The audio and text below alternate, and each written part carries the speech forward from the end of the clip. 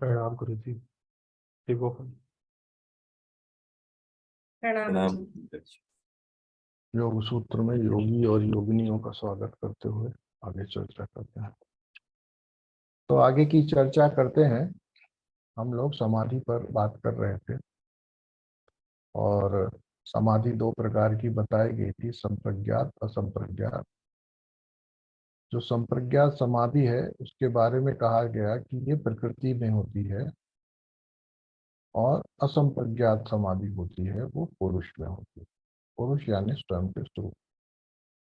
संप्रज्ञात समाधि में सभी प्रकार की सिद्धियां मिलती हैं और असंप्रज्ञात समाधि में सिद्धि नहीं मिलती, परम सिद्धि मिलती है। ऐसा है। तो संप्रज्ञात समाधि जो है चार प्रकार की बताई गई थी, वितर्क, विचार, आनंद और अस्मिता। ठीक है, इस प्रकार से बताई गई थी। तो वितर्क, विचार, आनंद, अस्मिता के बारे में भी चर्चा हो चुकी है। वितर्क जब किसी विशेष विचार के ऊपर लगते हैं और उस पर जिसके बारे में हमें कुछ जानकारी चाहिए, ज्ञान चाहिए, तो उसके बारे में पढ़ते हैं तो उसको हम बोलते हैं वितर्क। विचार मतलब मन के क्षेत्र में आने वाले विचारों में से किसी एक विचार पर ध्यान देते हैं। और वितर्क अन्य संसार में कोई वस्तु है उसके बारे में यदि ध्यान देना चाहते हैं तो उसको पकड़ सकते हैं, ऐसा माने। तो वितर्क और विचार में बहुत सूक्ष्म भेद है, ज्यादा इसके चक्कर में नहीं पड़ना।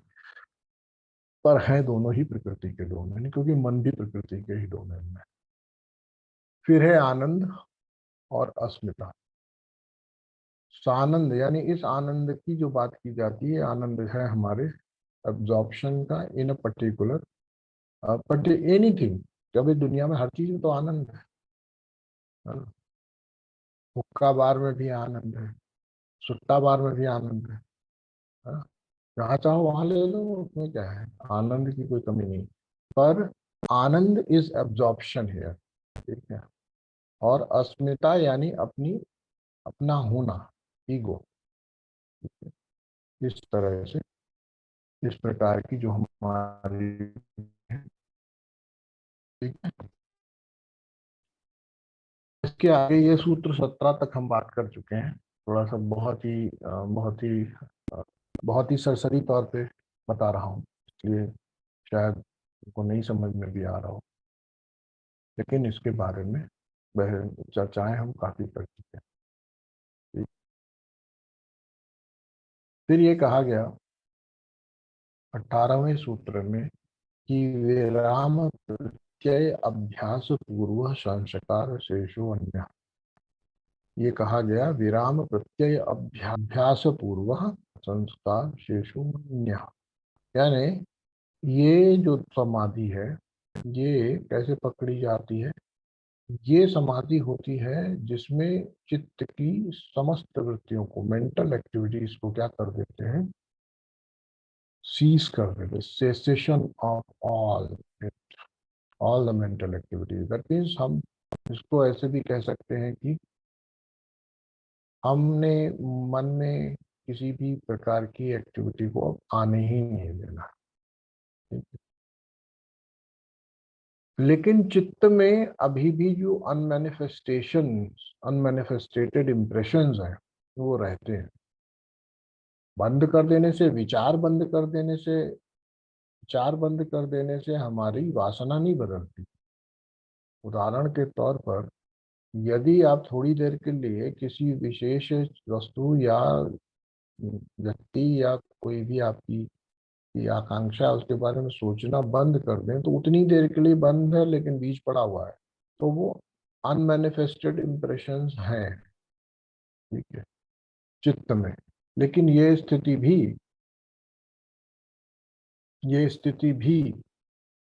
जब अनमैनिफेस्टेड इम्प्रेशंस हैं, ये आपके लिए बाधा नहीं बनेगी, क्योंकि जितनी देर तक आप अपने स्वरूप में स्थिर रहेंगे चित्त की वृत्तियों का निरोध करके उतनी समय में अनमैनिफेस्टेड इम्प्रेशंस के ऊपर यही आपका आत्म प्रकाश कार्य करेगा। ठीक है। And it will start dissolving those unmanifested impressions. इसलिए कर्म का क्षय होगा, आपके संस्कारों का भी क्षय होगा।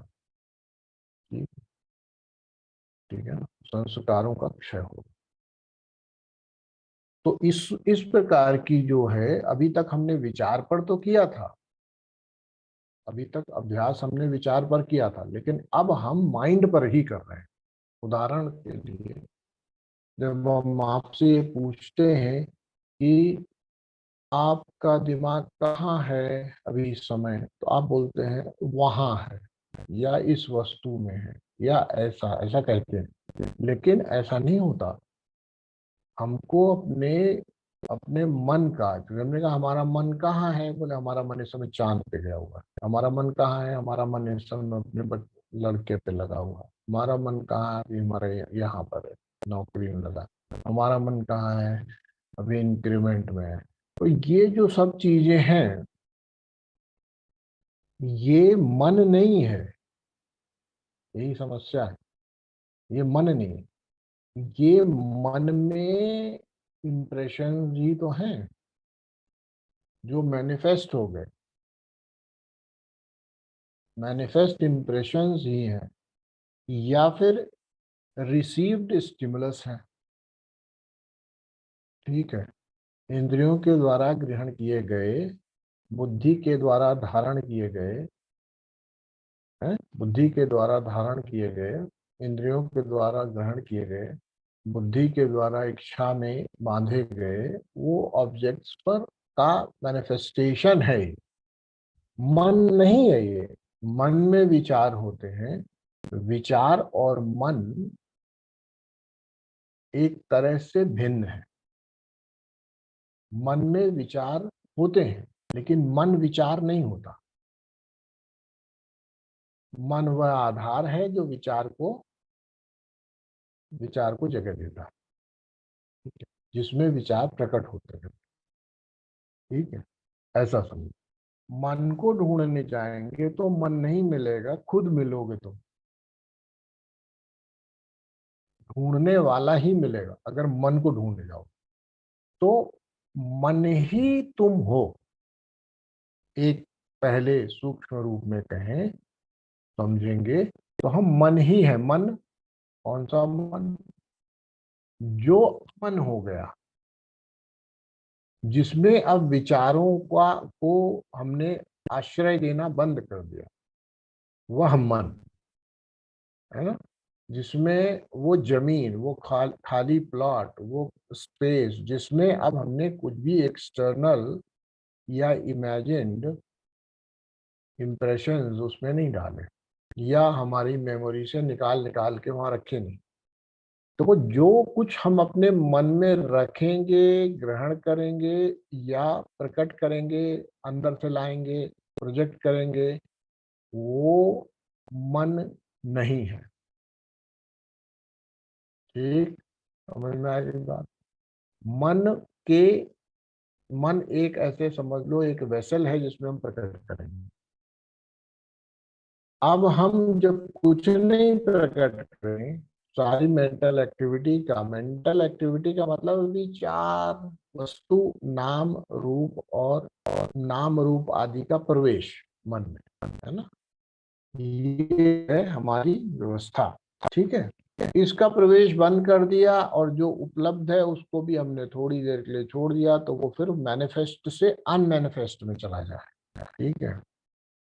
तरीका ये है इस समाधि में पहुंचने का, इस तरीके की प्रज्ञात समाधि में पहुंचने का, कि हम अपने मन में जो विचार आए उन सब विचारों को साफ करते हैं। विचारों को साफ करते चले, स्ट्राइक डाउन करते रहे। तो इस प्रकार से माइंड को एक वैक्यूम, एक जैसे कहते हैं ना, कंप्लीटली वॉइड बना ले। So that void mind does not, it does not imply that there are no unmanifest impressions. There are still unmanifest impressions. But this state where you are capable of, or you have developed the capacity to strike down all your ideas, thoughts, objects, impressions, memories, वो हमने थोड़ी देर के लिए करने का जितना समय तक संभव है हम कर पा रहे हैं। तो वो अवस्था में जो हमारे संस्कार शेषो अन्य, जो अन्य संस्कार हमारे पास शेष रह गए हैं, वह धीरे धीरे धीरे धीरे समाप्त होने लगते हैं। सरल इसलिए है कि करना कुछ नहीं है, मन में आने वाले विचार को, जो करना कुछ नहीं मतलब तो कहा जाए भाई ये तुम बताओ गांधी जी के चश्मे का नंबर बताओ, तुमको सोचना पड़ेगा। और हम कहते भाई कुछ मत बताओ, तो इसका मतलब कुछ नहीं करना पड़ेगा। लेकिन कुछ नहीं करना ही तो अब तुम्हारे लोगों के लिए करना बन गया है, क्योंकि तुम लोग गांधी जी का नंबर, गांधी जी के चश्मे का नंबर, है ना, चार्ली चैपलिन के जूते का नंबर, यही सब जानने की कोशिश करते रहे हो, तो करने की आदत पड़ गई। अब कहा जाता है कि नहीं नहीं हमें नहीं जानना कुछ, तो कहते हो नहीं नहीं हम तो बताएंगे जी, हमारे मन में बात आ गई, बिना कहे रहेंगे नहीं जी, है ना, ऐसा होता है ना।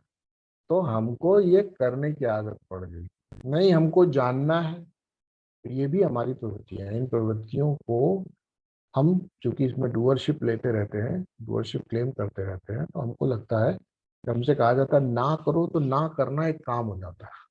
अब बताओ, ना करना एक काम बन जाता है। काम इसलिए बन जाता है जैसे चलते हुए मत बिना इंजन के थोड़ी देर इंजन लगा के डिब्बे को चला दो, और फिर है ना डिब्बे को धक्का दे दो और डिब्बे को इंजन से छोड़ दो, तो फिर वो डिब्बा चलता रहेगा, क्योंकि अब वो चलना उसका उसका मोमेंटम है। अब आपसे कहा है कि भाई डिब्बा ना चले, तो कहोगे अब तो काम हो गया हमारे लिए, तो पहले से चल रहा था इसको रोको पहले, है ना। तो इस वजह से हमारे लिए सोचना काम नहीं है, बल्कि अब तो बड़ा हमारे लिए इजी है। सोचना तो बहुत इजी है, नेचुरल हो चुका है, ना सोचना काम हो गया। ठीक, ठीक है, उल्टा हो गया। क्यों हो गया ऐसा? अभ्यास। तो इसका उलट अभ्यास करना पड़ेगा, है ना, इसका विपरीत अभ्यास करना। कभी कभी ये अभ्यास हमको छोड़ना पड़ेगा कि नहीं, हम सोचना चाहते हैं, हम नहीं सोचेंगे। विचार की उत्पत्ति हो रही है, थोड़ा थोड़ा मध्यमा में आया है, अभी शुरू आई है, अंकुर आ ही रहा है, नहीं हमको नहीं चाहिए। तो ये जब अपने मन को हम ट्रेन करेंगे, तो फिर वो आधार देना हमारे इच्छा पर निर्भर करने लगेगा। किसी वस्तु को देना है, किसी स्मृति को आधार देना है। तो हम लोग दुखी किस कारण है? इसलिए नहीं दुखी है कि जिंदगी आज बहुत खराब है। जिंदगी कभी खराब थी, दर्द कभी मिला था, दिल कभी टूटा था, धोखा कभी दिया गया था, किसी को कभी खोया था। स्मृति है, अभी कुछ ठीक, अभी कुछ ऐसा गड़बड़ नहीं है, लेकिन बस फिर भी वही वही बार बार आता है। ठीक है, वही वही आता है, क्योंकि हमारे पास हमारे मन में, मन के ऊपर कंट्रोल हमारा नहीं है। यानी मन के ऊपर कंट्रोल नहीं, मन के बाउंड्रीज को या मन के जो स्पेस है उसको हम रिक्लेम नहीं कर रहे। हम ये नहीं कह रहे भाई ये मेरा मन है, जैसा चाहूं वैसा चलाऊं। बस इतनी समस्या है। और उसका कारण भी यही है कि हम अपने मन को जो ट्रेनिंग देते हैं, जो हमने अभी तक शिक्षण दिया है, वो ये दिया है कि यदि कोई परिस्थिति पैदा हो तो inaction is never an option, मौन इज नेवर एन ऑप्शन। किसी ने मुझसे कहा है, कुछ पूछा है, और अगर मुझे मालूम है तो मैं बिना बताए रह नहीं सकता, है ना जी। पता, सपोज करो थोड़ी देर के लिए कि पड़ोस वाले शर्मा जी की बीवी के बारे में आपको कुछ पता है, ठीक है। अब कुछ पता है, और फिर वशिष्ठ जी ने आके पूछ लिया कि भाई नारंग साहब, शर्मा जी की बीवी के बारे में कुछ सुना है, कुछ समझ, कुछ कुछ कुछ बातें चल रही, कुछ समझ में नहीं आ रही है, कुछ आपको पता है? अगर अब आपको पता है, और शर्मा जी आपके कोई उधार देने वालों में से नहीं है, क्योंकि आप भी तो अपना हित देखते हो ना, और अगर और फिर भी हो उधार देने वाले, तो आउट ऑफ कंपल्शन सारा बताने के बाद भी कहें भाई देखो ऐसा मत कहना कि नारंग जी ने बताया, कि वशिष्ठ जी ये मत कहिएगा कि नारंग जी ने बताया। लेकिन नारंग जी को कंट्रोल नहीं है, नारंग जी नारंग नहीं है, रंग ही रंग रंगा हुआ। उनका रंग यही है कि वो अब बिना कहे रहते नहीं, उनका रंग है जो है। कोई पूछ ले तो बताएंगे जरूर। तो अब नियंत्रण क्या करना है? Despite you know, you must have that option to say I don't know. इससे दो चीजों पे काम होता है, इससे दो चीजों पर काम होता है। ऐसा नहीं कह रहा हूं कि हम ये बैक बाइटिंग की बात कर रहे, हो सकता है आपको ज्ञान भी बहुत, मैं ये नहीं कह रहा, पर कोई भी जो सवाल लेकर के आपके सामने आता है ना, उसकी जिंदगी मौत का सवाल नहीं होता वो। देखो, याद रखो, जितने लोग आपके साथ सवाल लेके आते हैं, व्यवहार कर रहे हैं, वो कोई जिंदगी मौत का सवाल लेके नहीं आ रहे, कोई सत असत चेतन विवेक, जड़ चेतन विवेक लेके नहीं आ रहे कि हमको ये सवाल का जवाब मिल जाएगा तो मैं मुक्त हो जाऊंगा। कुछ होना नहीं, इस सवाल का जवाब मिल जाएगा तो मेरी लाइफ सेट हो जाएगी, ऐसा भी कुछ नहीं। There is no agenda. और या फिर ये जान के कि बस खुजली है, चलो ये भी जान लेते हैं। देखो, और आप जैसे साधक, ज्ञानी साधक लोगों के जीवन में तो ऐसे लोग जरूर आते हैं। अच्छा तुमको पता है कुछ प्राणायाम वाणायाम जानते हो, कुछ इसके बारे में, स्वयोग वगैरह? अरे क्यों नहीं, तुरंत कह दो भैया आई डोंट नो। इससे दो बातें,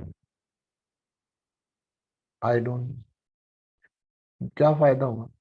फायदा एक ये हुआ कि आपको आता है ये कह के आपका अहंकार पुष्ट होता है, ठीक। दूसरा, आपको पूछा और आपने बता ही दिया, तो इसका अर्थ ये निकला कि आप अभी अपने पैटर्न को तोड़ने में सक्षम नहीं हो रहे, क्योंकि बहुत सारी चीजों के तो बारे में बोलना ही पड़ेगा। अरे प्राची, ब्रश कहाँ रखा है, तो प्राची को बोलना पड़ेगा। ब्रश, अरे वही दूसरी अलमारी के तीसरे कोने में पांचवे पांचवें खाने में रखा है, बोलना पड़ेगा। लेकिन लेकिन प्राची को कोई ऐसा सवाल पूछा जाए, कुछ तो कंपल्शन है, बोलने ही पड़ते हैं। कुछ ऐसा पूछा जाए, है ना, ये आज खुश तो बहुत हो तुम क्यों, या आज दुखी तो बहुत हो तुम क्यों, तो प्राची को मौका मिले तो ये बस चालू, गड़ गड़ गड़ गड़ नहीं, सब ठीक है, बढ़िया है, चल, कुछ तो क्या फर्क पड़ा?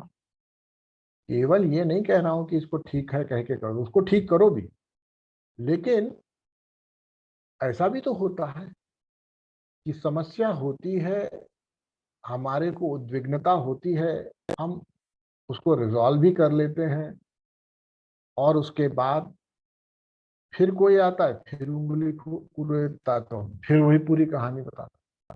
जितनी बार कहानी बताते हैं उतनी बार हमको तकलीफ होती है, उतनी बार हमारी वो रिवीजन हो जाती है, फिर हम उसको छोड़ नहीं पाते। उदाहरण देता हूँ, एक एक व्यक्ति के पास एक महात्मा जी गए, उनकी पत्नी का देहांत हो गया।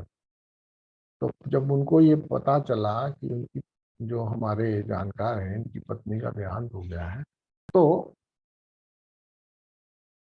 वो उन्होंने उस समय वो कहीं और थे, तो उन्होंने फोन करके कहा कि मैं बाद में आऊंगा, मैं भी प्रवास में हूँ। तो वो करीब 15-20 दिनों के बाद, महीने बाद के बाद पहुंचे, उनसे मिले महात्मा जी।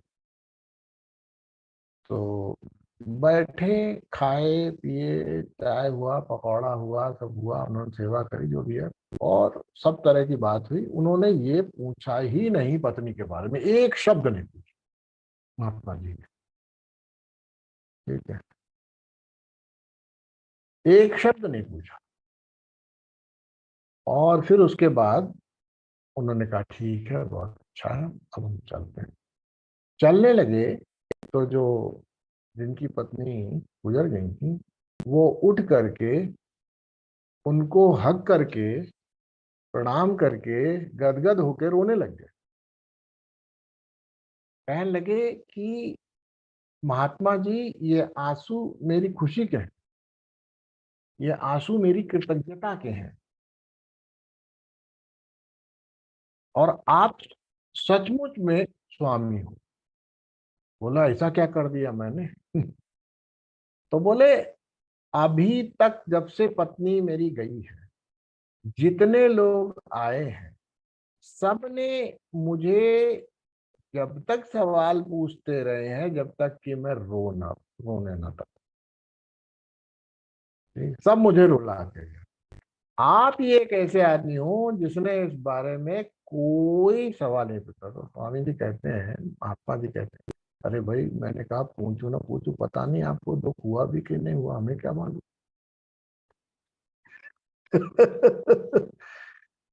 हैं? हम काहे को मानने कि तुमको दुखी हुआ पत्नी मरने का। ये लाइफ टोन में बात होकर के बात समाप्त हुई। अर्थ क्या निकला? यही अर्थ निकला ना कि हम जबरदस्ती में जो बात रिजॉल्व हो गई है जिस आदमी के लिए, उसके लिए भी सामने सवाल खड़ा हो जाता, तो वो ये भी नहीं कहने का साहस रखता कि छोड़िए ये बात को, जो ईश्वर को मंजूर था हो गया, समाप्त कर सकता है। लेकिन नहीं, वो भी कहानी सुनाने में लगता है, तभी तो रोता है। अर्थ क्या निकला? जहां हमको नहीं भी एंगेज होना चाहिए, वहां हम चालू है, मशीन चालू, क्योंकि हमको आदत है। ठीक, चाबी भर के हमें बस छोड़ दो, हम चलते रहे, पूछ भर लो कुछ, थोड़ा सा मैं पूछ लो, फिर चलना चालू, फिर मशीन सारी अनवाइंडिंग थी। तो ये हमको अपने लिए खुद करना पड़ेगा, डायरेक्टली सीधा सीधा ऐसा नहीं होगा कि हमने बस कहा कि हमें विचार नहीं आए तो नहीं आएगा। धीरे धीरे, शनाई शनाई, ये नियंत्रण प्राप्त होता है, ग्रेजुअली। आज थोड़ा, आज थोड़ा, आज थोड़ा।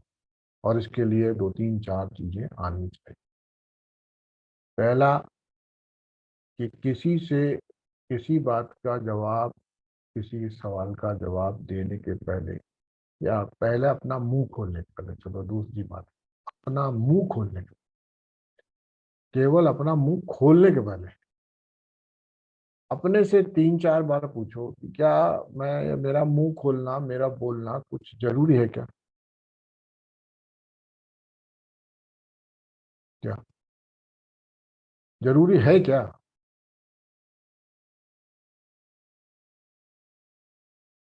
मेरा बात करना जरूरी है क्या? पहला।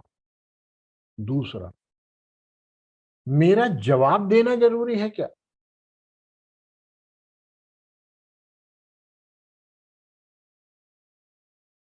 प्रसन्नता से, ये नहीं बताएं, अरे ये नहीं, हाँ ये नहीं करना है। नहीं, नाराज सी लग रही हो कुछ?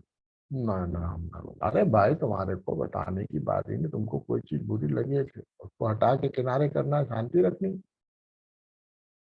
नहीं बताएंगे मतलब। आपको ये नहीं कह रहा हूँ कि नहीं, हम छुपा छुपा कर यहाँ कचरा इकट्ठा कर रहे हैं। भाई योगी लोग हो, योग योग की साधना में लगे हो, तो ये रिजॉल्व करना जाना चाहिए भी ठीक है। मन का काम है विकल्प देना, बुद्धि का काम है अपना फ्रेमवर्क जो उपलब्ध है उसके पास, उसी हिसाब से निर्णय लेना, अच्छा मानना बुरा मानना बुद्धि का काम है। मैं ना बुद्धि हूं ना मैं मन हूं, लेकिन मैं कम से कम इनका सफरर या एंजॉयर जरूर हूं, तो मैं कोशिश तो कर सकता हूँ।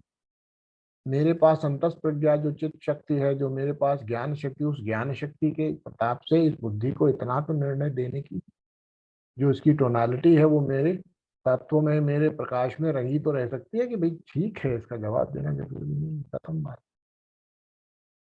नहीं देना। तो याद रखो, बोले, मुंह खोले उसके पहले सोचे बोलना जरूरी है क्या। पूछे कोई तो भी सोचे बताना जरूरी है क्या।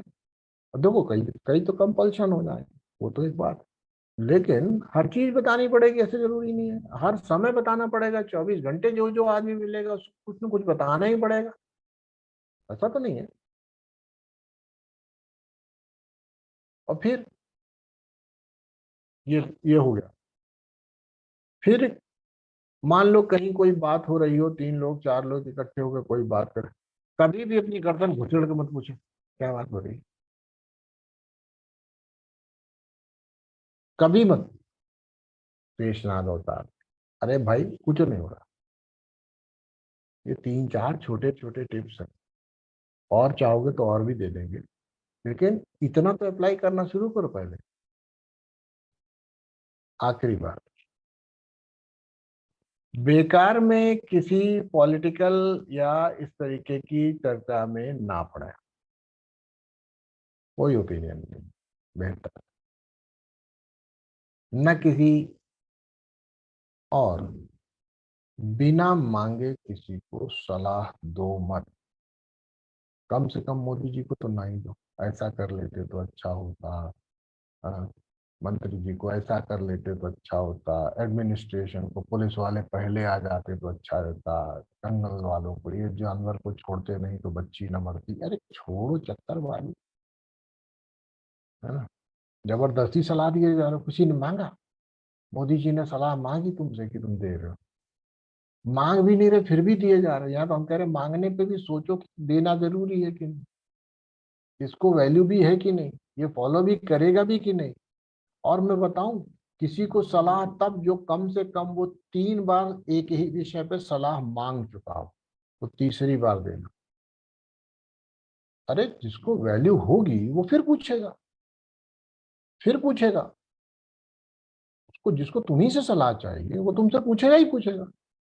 और जिसको लगता है कि ठीक है, कल्लू मल से भी ले ली थी, करोड़ी मल से भी ले लो, तो फिर क्या फर्क पड़ता है ना? कल्लू मल से भी ले ली थी, छंगा मल से भी ले लो, अब करनी अपने मन की है। तो आप बताओ, आपने अपने जीवन में किसी से सलाह मांग करके कितनी बार फॉलो किए, टोटल बताओ। सलाह मांगी हो और अपने मन के बजाय उसकी सलाह से किया हो, मुझे पहले बताओ। स्पष्टता हो जाए ना, एक बार सलाह मांगी है तो बिल्कुल उसी की सलाह के हिसाब से चलाए, उसमें अपना अपनी तरफ से धनिया मिर्चा नहीं लगाया, बताओ। बोलो, किसी की सलाह टोटो में फॉलो किया।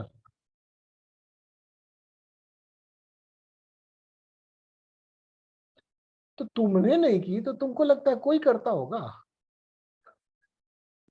गलत फहमी में मत जाओ, जनरल नॉलेज क्रिएट करो। कोई नहीं करता, इसलिए तुम्हारी सलाह की कोई वैल्यू नहीं है। सब अपनी आकांक्षाओं में, एस्पिरेशंस में, लाइक्स में, डिसलाइक्स में, कंफर्ट में, कन्वीनियंस में, प्लानिंग में, हिडन डिजायर्स में, सब अपने अपने हिसाब से सोचते। तुम्हारी सलाह की कोई कीमत नहीं है। जबरदस्ती टाइम खराब कर रहे हो, अपना मेंटल स्पेस ऑक्यूपाई कर रहे हो, और अपनी टेंडेंसी छोड़ नहीं पा रहे हो। अब अहंकार नहीं ले, अरे हमें मालूम है, ठीक। और एक और बात, हालांकि तुम लोगों की से ज्यादा वो मेरे पे अप्लाई होती है, लेकिन फिर भी, ट्रेन में बैठे, प्लेन में बैठे, सड़क पे बैठे, बस में बैठे, मेट्रो में बैठे, बगल वाले ने जैसे कि भाई साहब मुझे ना दवा चाहिए किसी का, अरे मेरे पास 5 दवा है, ये मत करो। ठीक है ना, होता है ना, हम लोग तुरंत देते हैं सलाह। देखो, ये सब हमारी टेंडेंसी, इन टेंडेंसी से बचना। मन तब खाली होने की राह पे धीरे धीरे तैयार। अगर मन ऐसे ही सब में लगा रहेगा कि पड़ोस में ढोल बज रहे हैं और घर में नाच रहे हैं, शादी अपने घर में नहीं। मैं समझ नहीं बात, सबका हाल यही है। पड़ोस में दूसरे मोहल्ले में ढोल बज रहा है और आप अपने घर में नाच रहे हैं। बोले क्या है भाई, क्यों? बोले नहीं, ढोल बजता तो बिना नाचे रहा नहीं जाता। यही मतलब हुआ ना, यही तो हाल है ना हमारा। तो ये जो स्वामी विवेकानंद जी कह रहे हैं वो तो ठीक है कि कठिन है। क्यों कठिन है? कि वो अथ योगानुशासनम है, और अथ योगानुशासनम के पहले वाले 108 अनुशासन है। अपने को इन सब चीजों से दूर रखो, ठीक है। टेंडेंसीज को ऑब्जर्व करो, ये क्या टेंडेंसी है ना। और दूसरे का दुख सुन के बिल्कुल मत करो। अरे रे रे रे रे, तो बहुत ओहो, ये सब मत करो। ये सब नहीं करना चाहिए, अन्य से, है ना। तो ये टेंडेंसीज के ऊपर वॉच रखो, और टेंडेंसीज को जब देखोगे तो तुम्हें समझ में आएगा कि हमारे पास बहुत कुछ करने को अभी, इसके पहले कि हम अपने मन के क्षेत्र को विचारों के से शून्य कर सकें, बहुत कुछ करना बाकी है अभी, है ना। मन को फ्री करना सीखो। अपने आत्म स्वरूप का कभी कभी तो चिंतन कर लो, बीच बीच में रुक रुक के सिंहावलोकन कर लो।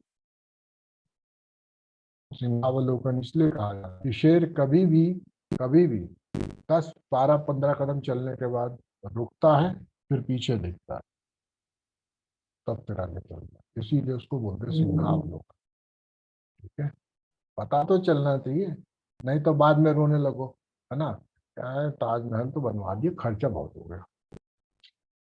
जब बन रहा था तब हिजाब नहीं लगा रहे थे, तो इसीलिए हो गया, है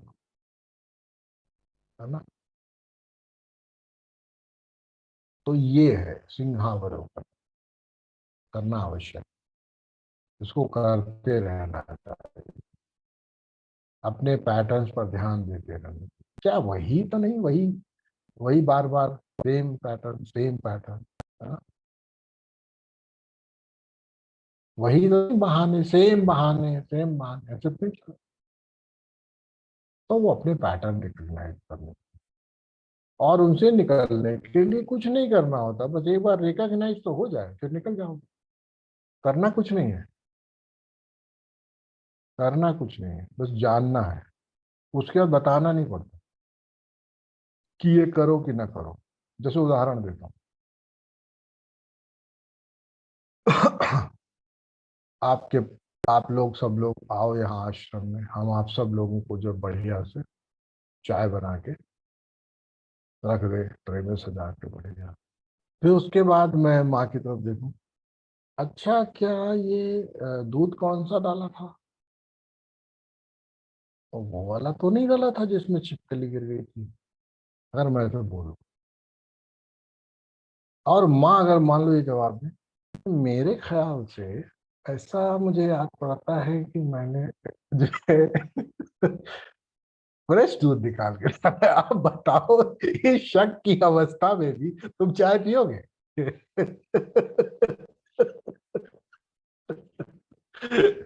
पता चल गया, ज्ञान हो गया, तो फिर बताना थोड़ा ना पड़ेगा कि चाय पियो कि ना पियो। मेरी बात समझ में आई कि नहीं आई? केवल ज्ञान होना चाहिए कि भैया ऐसा मैं करता हूं, ये मेरे बहाने की आदत है। बस इतना जान लेने मात्र से छूट जाएगा, लेकिन सही से जान लो। न पूछते हैं लोग कि नहीं नहीं मैं तो एक्सक्यूज देता हूं, अगर मान लो देख लो तो फिर छूट जाएगा एक्सक्यूज देना, ठीक है ना। बस दिमाग को पॉल्यूट मत कर देना, नहीं नहीं भाई अभी जस्टिफाई। जब मालूम है आदमी का दिमाग इस तरह का हो गया है कि जब वो अपनी गलतियों को भी जस्टिफाई करने लगे तो समझ लो नो होप लेफ्ट, ठीक है। कुछ नहीं बचा आप कर सकते का। अब परमात्मा ही कृपा करे तो इनका कल्याण होगा, नहीं तो ये कहेंगे, बहाना भी बताएंगे और बहाने के पीछे का रीजन भी देंगे। ठीक है, गलती भी बताएंगे और गलती के पीछे का रीजन भी देंगे। तो फिर हो गया कल्याण। अब ये कल्याण मस्तू ही है।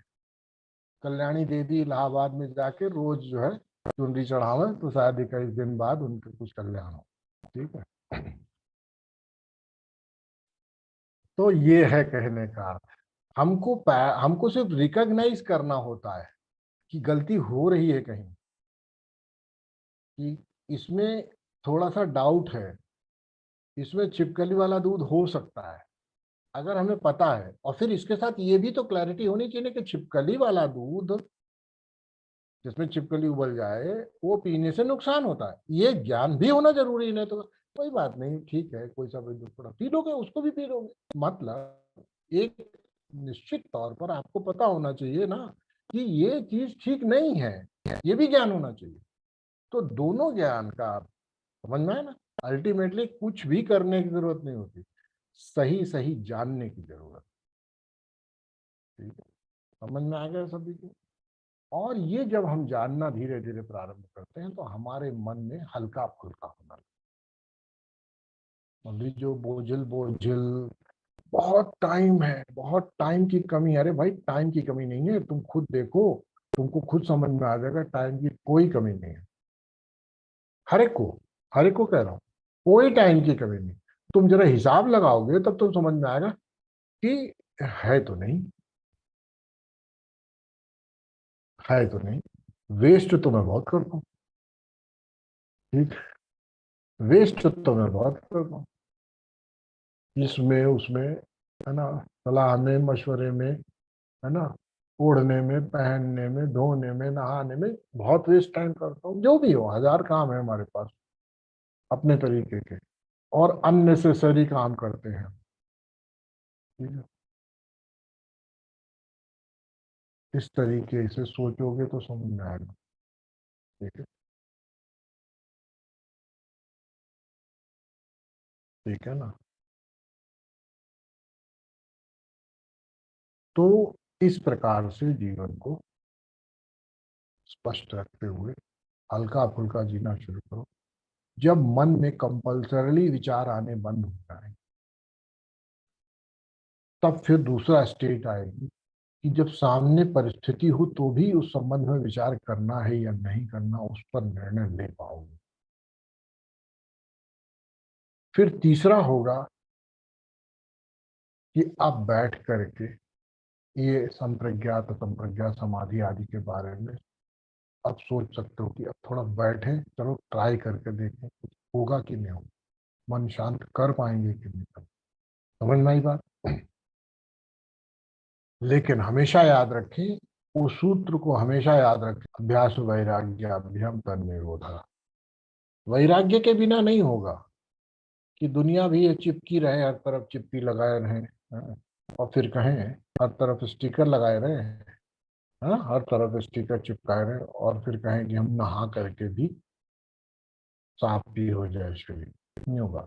ठीक है, स्टिकर निकाल के फेंको तब। और स्टिकर हमारे वही है, हम अच्छे आदमी हैं, हम रिस्पॉन्सिबल आदमी हैं, हम अच्छी माता हैं, हम अच्छे पिता हैं, हम अच्छे दोस्त हैं, हम अच्छे एम्प्लॉय, हम अच्छे हैं, है ना। अच्छे के चक्कर में लोगों के कच्चे उतर गए, चक्कर वाली मत करो, अच्छे बच्चे के चक्कर में तो जिंदगी इसी में लग गई। कहने का मतलब ये है कि जैसे हो वैसे वैसे रहो, अच्छे अच्छे बनने के मत चक्कर में मत पड़ो।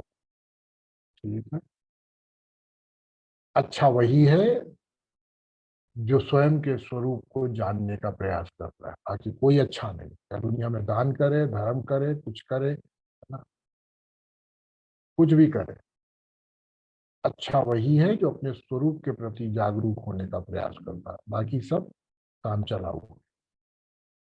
ठीक है ना। क्यों भाई, आई बात समझ में। तो इस प्रकार से इस सूत्र का आपको अभ्यास करना पड़ेगा, समझना पड़ेगा कि ये सूत्र इतना आसान दिखाई पड़ने पर भी ये सूत्र इतना आसान नहीं है ना। तो जो हमें दिखाई पड़ रहा है केवल उतना ही मैनिफेस्ट है, जो नहीं दिख रहा है अभी वो भी दिखेगा, फिर ऐसा नहीं है। हम अपने मन के जब गहराइयों को खंगालना शुरू करेंगे तो हमें बहुत सारे मकड़े के जाल में जाएंगे। वो जाले तक तो हम पहुंचे तब जब हम अपने ड्राइंग रूम से बाहर निकले, अंदर की तरफ जाएं, स्टोर रूम की तरफ जाएं। अभी हम ड्राइंग रूम में ही बिजी हैं, है ना। जब हम ड्राइंग रूम में ही बिजी रहेंगे, वेलकम करते रहेंगे लोगों का, ही बैठा के चाय पिलाते रहेंगे, बिन मांगी सलाह देते रहेंगे, पूछते रहेंगे पड़ोस वाले शर्मा जी की बीवी का क्या हुआ, तो फिर यही हो जाएगा। कभी स्टोर रूम साफ करने की जरूरत ही नहीं आएगी। ओके।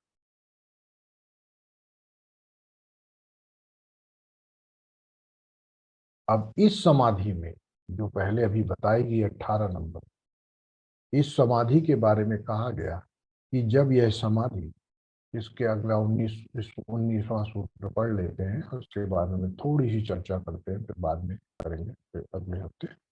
भाव प्रत्ययो विदेह प्रकृति लयानाम, भाव प्रत्ययो विदेह प्रकृति लयानाम। ठीक है। तो इसमें कहते हैं कि यह जो समाधि है, भाव प्रत्यय विदेह प्रकृति लयानाम, अगर यह समाधि आपके लिए काम कब करेगी, बोले, ये जो अभी मैं बोला वही हो गया एक्चुअली। वो कहते हैं कि यदि आप मुक्त होना चाहते हो, इस समाधि से अपने स्वरूप को जानना चाहते हो, सच्चे स्वरूप को, देखो, तुम अपने आप को जो भी जानते हो मनुष्य के रूप में ही जानते हो।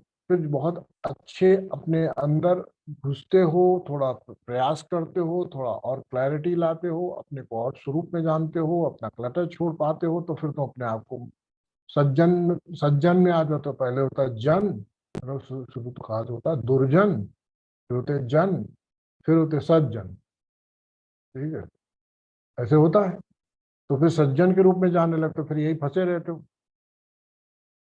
जो दुर्जन होते हैं वो तामसिक हो गए, जन हो गए वो राजसिक हो गए, सज्जन हो गए वो सत्य में सात्विक हो गए, सद्गुणी हो गए। ठीक है, तो इसलिए सज्जन बन गए। अब ये अब ये भी सज्जन भी बने रहोगे तो भी इसमें लगे रहोगे तो इसमें भी आपका वैराग्य नहीं रह जाएगा। वैराग्य का अर्थ होता है, और वो बताया भी था वैराग्य के अर्थ के लिए, कि पूरी तरह से छोड़ना था। तत्पर पुरुष ख्याते गुण वही तृष्णा। तो ये जो वितृष्णा है ये एक्सट्रीम नॉन अटैचमेंट है। ठीक है। और यदि एक्सट्रीम नॉन अटैचमेंट नहीं होता, कंप्लीट डिस्पैशन नहीं होता है, तो फिर हम लोग देवी देवता, जिन्न, भवानी, भूत, पिशाच ये सब बन जाते, बरम, ब्रह्म, राक्षस, योगिनी, सिद्ध, ये सब भी बन जाते। समझ में आई बात। स्वरूप में लय नहीं होती। ठीक है। ठीक है, स्वरूप में लय नहीं होते।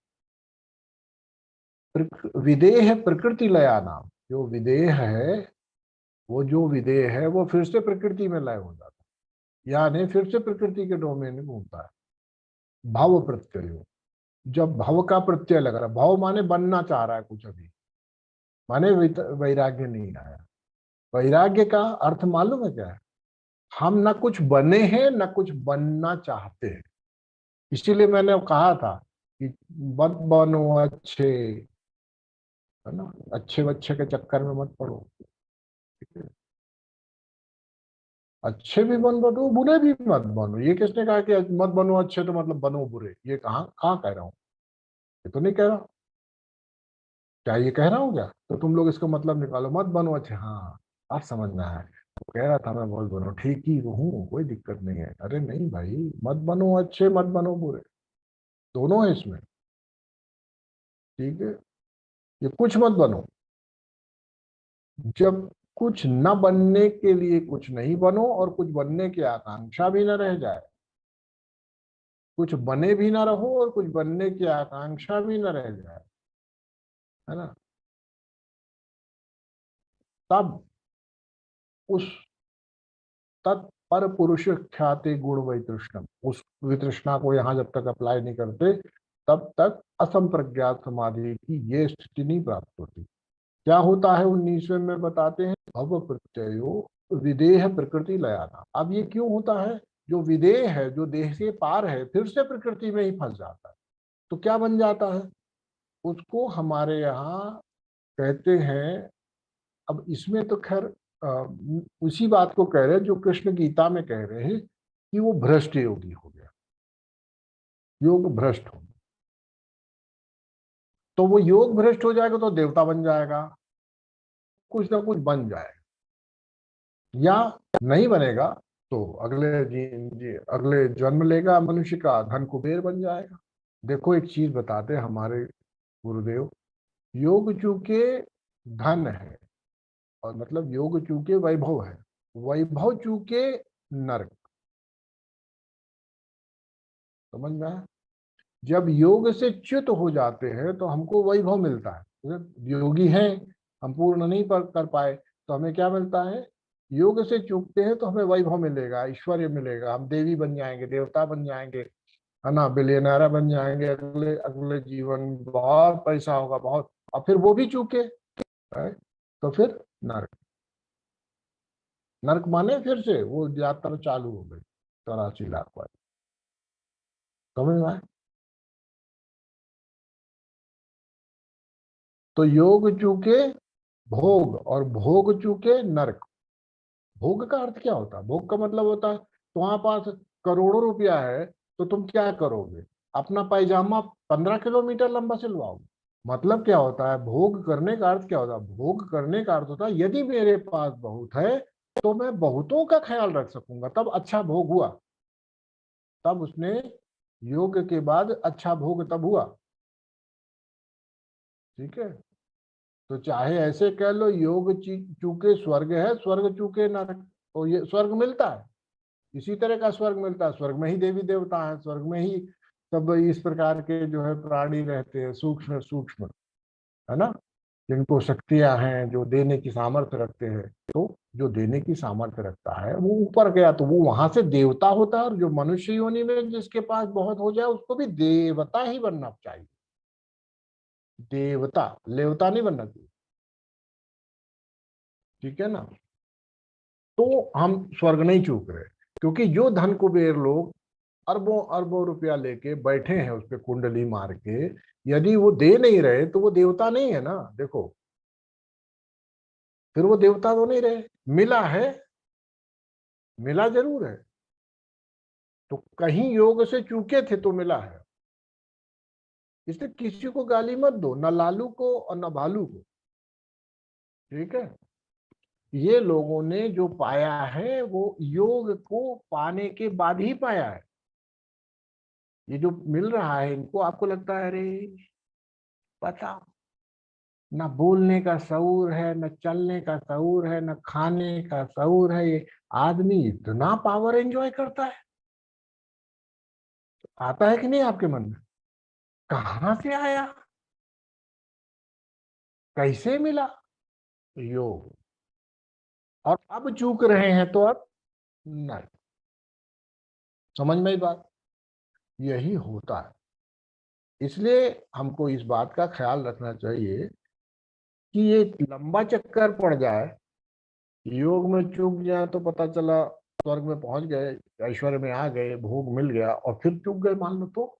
जब हम योग में रहते हुए चूक सकते हैं, जब पूरा ओरिएंटेशन हमारा है कि हम आत्म स्वरूप में जाएंगे और ये करेंगे, तो भोग मिलेगा तो चूकने का तो 100% ज्यादा चक्कर है कि नहीं। तो इसलिए दूसरे वाली दूसरी गलती की सीढ़ी में पहुंचे ही ना आदमी, ये प्रयास होना चाहिए। और वो कब मिलता है,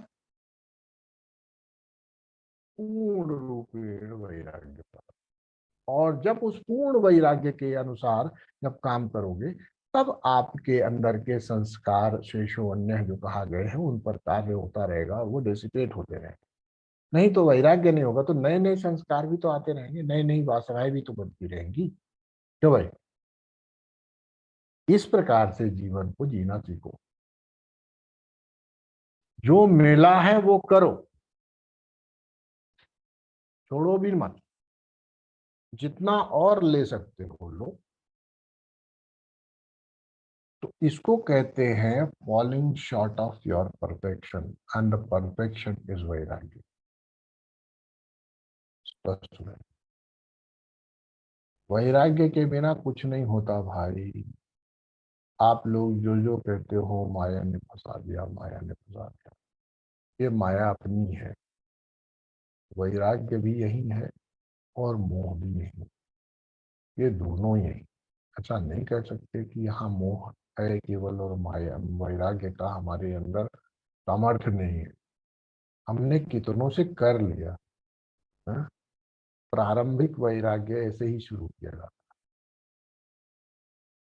ये जान के कि मेरे अंदर शक्ति है, जब चाहूं तो वैराग्य मैंने प्रकट किया है। जीवन में ऐसे कोई नहीं ऐसा कह सकता कि मैंने वैराग्य नहीं प्रकट किया।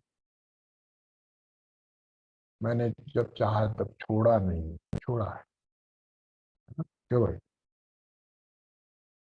जो चाहा है वो छोड़ा है। छोड़ने का ही तो शक्ति को वैराग्य कहते हैं, और क्या। बोलो जी। जो जब चाहा है छोड़ा है, लेकिन समस्या सिर्फ इतनी रही है हमारे जीवन में कि जब छोड़ा है तो किसी बेहतर को पकड़ने के लिए छोड़ा। यही समस्या। छोड़ने की तो ताकत है हमारे अंदर, पर पकड़ने की लालसा के चक्कर में वैराग्य नहीं फले। ठीक है। तो ये जो हमारा वैराग्य है इसलिए अधूरा रहता है। हम छोड़ सके और पकड़े नहीं तो वैराग्य है। तो ये भी चुनाव देना चाहिए कभी कभी। ये भी चुनाव, ये छोटी छोटी चीजों से शुरू किया जाता है। ऐसा नहीं कह रहा हूं कि कोई बड़ी बड़ी साधना करे। कभी तो वो अपने कभी तो वो अपने पुराने अच्छे अच्छे कपड़ों से मुक्ति पालो, पर उससे बेहतर नए मत खरीदो। वैराग्य करके देखो। मेरी बात समझ में आ रही? जिन चीजों में किया जा सकता है उसमें करके देखो। तब तो फलित होगा वैराग्य। वो अल्टीमेट वैराग्य। बोले कपड़े से तो होता नहीं अभी तो, है ना? कपड़ों के अंदर वालों से कैसे करें? है? कपड़ों से तो हो नहीं रहा। हम्म? लोग रखे बैठे हैं। हमारे पिताजी की शर्ट वो पहनना कर, पिताजी चले गए, 20 साल हो गए, अब शर्ट पकड़े बैठे। बोल। तो कपड़े से वैराग्य नहीं हो रहा तो फिर कपड़े के अंदर वाले से कैसे होगा? हाँ? क्यों? कपड़े से अटैचमेंट करके बैठे हैं। अरे लोग, मैंने ऐसा तक देखा है। अजी सुनते हो? क्या हो गया? आज आपकी जैसी शर्ट पहन के बगल में उधर कोई आदमी जा रहा था, देखो जी इतना तगड़ा एसोसिएशन है कि शर्ट भी किसी व्यक्ति से जुड़ गई है, जो कि उतरती है रोज छिलके की तरह, फिर भी वो एसोसिएशन। यानी दुनिया में एक शर्ट का दूसरे की ऊपर चली जाए तो उसमें भी मेरे को याद आ जाती है। आप आप याद आए ना, शर्ट नहीं। शर्ट केवल देखी नहीं, शर्ट में आप भी जुड़े हुए हैं। तुम देखो तो, विचार करके देखने की बात है। शर्ट नहीं दिख रही, शर्ट में आप दिख रहे हैं। तो मतलब क्या हुआ जी? इतना ये मन वैरागी मन है। बोलो। इसीलिए पैटर्न को रिकॉग्नाइज करो और छोड़ने की सामर्थ्य का उपयोग करो, लेकिन हमेशा इसलिए नहीं कि नहीं नहीं ये छोड़ा तो कुछ दूसरा पकड़ते ही, ये छुड़ा तो इससे बेहतर लेना ही है। ना भी लो कुछ दिन, एक जैसे कहते हैं ना, उस पीरियड में जाओ। क्यों भाई? तो ये जीवन चलना चाहिए और बहुत सीरियस भी नहीं होना चाहिए, क्योंकि होना हमारा कुछ है नहीं। बेकार में सीरियस सीरियस रहे, जिंदगी गुजर जाएगी और बाद में कहेंगे लगता है चीट हो गए। लगता है ये वाला रास्ता था नहीं, कोई दूसरा गुरु मिलता तो शायद हो जाता। ठीक है। और वैसे ही होना होना कुछ नहीं। पता नहीं कितने गुरु कितना चेला बनाए बैठे, कितने एनलाइटेंड हो गए। तो हमें तो परिणति पता है कि होना क्या है अंत में। तो अभी से कह रहा हूँ, कम से कम जिंदगी तो लाइट लाइट हल्का हल्का जी लो, केयरफुली, बुद्धिमत्ता से, प्रसन्न रहते हुए। आनंद न मिला तो क्या हुआ, परमानंद न मिला तो क्या हुआ, आनंद तो मिला। ठीक है ना। पूरे संसार में आवागमन से बंधन से मुक्ति न मिली तो क्या, लेकिन इस संसार में जहां बंधा मालूम पड़ता तो वहां से तो मुक्ति मिली। क्या समझे कि नहीं? ये आपका अपना विचार होना चाहिए।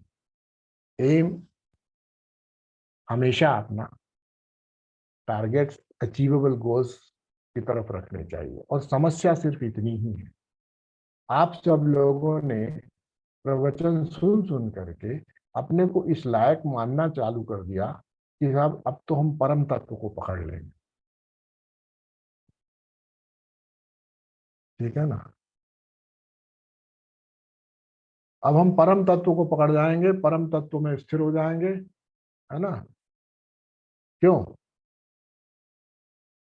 और जूता पहनना नहीं आता। सोचो, है ना। यही तो है ना, जैसे छोटे छोटे बच्चों को ना जूता पहन के, जूता पहना के स्कूल भेजना पड़ता है। जूता पहनना नहीं आता और पीएचडी का ख्याल आ रहा है। यही समस्या। क्योंकि ज्ञान सुन रहे हैं, पिताजी प्रवचन दे रहे हैं, बच्चे सुन रहे हैं, उनको लगा कि हाँ पीएचडी होता है, अभी जूता पहनना नहीं आता। तो ऐसा नहीं होना चाहिए। जो नियम है, जो स्थिति है, उसको स्वीकार करते हुए जो जो कर सकते हो उसको करना चाहिए।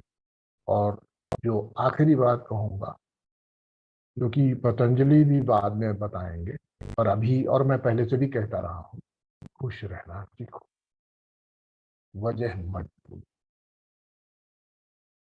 तुम खुश रहने की वजह मत ढूंढो। तुम खुद अपने लिए और दूसरों के लिए तो कोशिश करने की जरूरत नहीं है, वो हो तो हो, ना हो तो ना हो। और कम से कम अपने लिए खुश रहने की खुद ही वजह बन।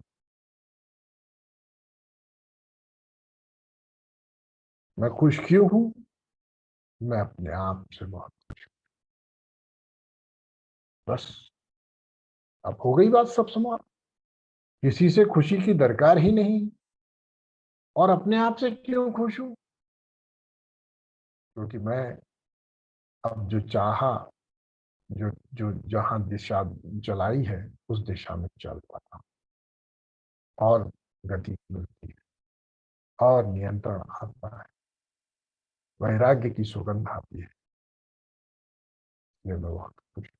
तो अब अपने से खुश रहना सीखो। अपने को ही अपनी खुशी का कारण बनाओ। इसलिए मत खुश हो कि नहीं ये फलाना सेटल हो जाए तो खुश हो जाए, उसका इंतजाम हो जाए तो सुख हो जाए, उसका फ्यूचर सिक्योर हो जाए तो खुश हो जाए। भाई साहब, इससे कुछ नहीं होता। जिंदगी ऐसी ही चलती है। It always going to remain imperfect. ठीक है। ठीक है ना। इसीलिए मैं जिंदगी को एक नाम देता हूं ग्रामर का, प्रेजेंट इम्परफेक्ट टेंस। ठीक है। क्या? Present imperfect tense, past imperfect tense, future imperfect tense. So you will always remain tense and you will always be imperfect. तो ये तरीका है जीवन को देखने का। हम सभी इसी में लगे पड़े हैं। Past was imperfect and tense. Present is imperfect and tense. Future seems to be imperfect and I am tense now. Future में होंगे वो तो है, अभी भी हो। सारा टेंस इधर। ठीक है ना। घंटा बजाओ अपने सर पे लगा के और उसकी छाया में बैठो। ठीक है। दुनिया में होने वाले किसी भी काम को डिफाइन करने के लिए आपको टेंस ही होना पड़ता है। दुनिया को टेंस में ही डिफाइन किया गया है। Present tense, past tense, future tense, it's always tense. ठीक है। तो और अच्छी बात है कि हम सब ने अपने जीवन में इतनी अंग्रेजी उतार ली है। तो डोंट रिमेन टेंस, बिकम, खुद से ही प्रसन्न रहो। खुद से मतलब अपने काम से, अपने व्यवहार से, अपनी प्रकृति से, अपने आचरण से, अपने अनुभव से, अपनी कर्तव्य निष्ठा से प्रसन्न रहो। तो दूसरे की खुशी से अपनी खुशी को मत डिराइव करो। अपने कर्तव्यों में खुशी ढूंढो, वही है ही। कोई तरीका नहीं होता जीवन में प्रसन्नता। परमात्मा ने जिसको जैसा भेजा है वो वैसे ही रहने वाला है। क्योंकि हर एक के जीवन में ऐसे पगड़ीधारी शेषावतार नहीं आते जो आके बतावें कि तुम्हारा जीवन क्यों ऐसा है, उसके पीछे सब कारण है, विषय है, तुम अपने कंट्रोल में हो। आप लोग अपने आप को धन्य मानो कि आप यहाँ बैठते हो और प्रसन्न हो इस बात पे कि हमने चुनाव किया, कि हम जानने की कोशिश करते हैं, कि हम अपने बारे में समझने की कोशिश करते हैं। प्रसन्न रहो इसी बात पे, है ना। क्यों भाई? मैं साधना करने की दिशा में अपने आप को लगाता हूँ, जेन्युइनली कोशिश कर रहा हूँ, प्रयास कर रहा हूँ। प्रसन्न रहो ना इससे, अपने काम से प्रसन्न रहो, दूसरे अपने काम के फल से नहीं। देखो इसीलिए अपने काम से प्रसन्न रहो, काम के फल में अपनी खुशी मत ढूंढो। बस इतना कहता हूँ, आखिरी बात। धीरे धीरे वैराग्य हो। ठीक ठीक है। तो देवी देवता बनने के लिए हमें फंसेंगे नहीं। हो सकता है अब सीधे निकल जाए, डायरेक्ट बस मिल जाए हमको। आज के लिए इतना ही। ओम सर्वे भवन्तु सुखिनः, सर्वे सन्तु निरामयाः, सर्वे भद्राणि पश्यन्तु, मा कश्चित् दुःखभाग् भवेत्। ओम शांति शांति शांति। ओम